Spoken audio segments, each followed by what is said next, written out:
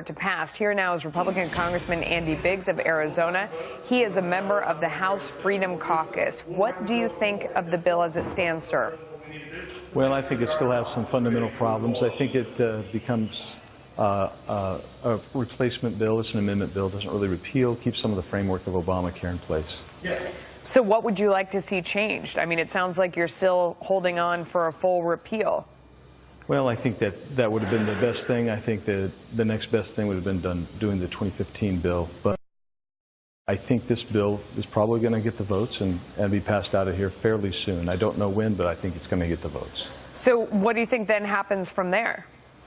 I think it gets to the Senate, and when it gets to the Senate, I think they're going to fiddle around with it, and they're going to do their own deal and bring it back, doing whatever it is they want to do, and it'll get back to the House and have to be voted on over here, and I think that's when the real tough sledding will hit. House Speaker Paul Ryan says that it can't be a cookie-cutter system, that we want the best possible system. Let me play for you what he said and get your reaction. We want to bring down costs. We want to preserve protections for people with pre-existing conditions.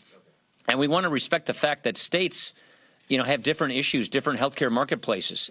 And we want to give states greater flexibility so that they can get the maximum reduction in policies and premiums, and so that we can get the best possible healthcare system. Does the plan that is moving forward right now address those things? I think it attempts to address those things. I'm not satisfied that it addresses them. For instance, the waiver plan that they're talking about requires the states to go hat in hand to the federal government. It's a temporary waiver. It's not a long-term, it's not a permanent waiver. And the fact that the states have to ask for a waiver tells you that you haven't repealed Obamacare, because what are you waiving? You're waiving the mandates in Obamacare, and so that remains a bit of a problem. So, Congressman, if you had one tangible thing that you wanted to change with this as it is, I mean, because that's really what it's coming down to, is kind of trying to make an agreement with what we have, what would be the one thing you would want changed first? Well, I'm offering an amendment that would actually not require the states to apply for an opt-out, that they would simply be able to notify the Department of Health and Human Services that they are either in or out of Obamacare. I think that's the simplest, cleanest way.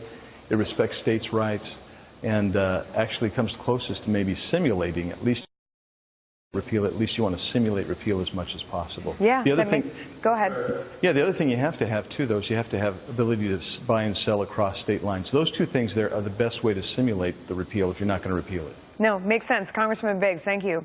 Thank you so much.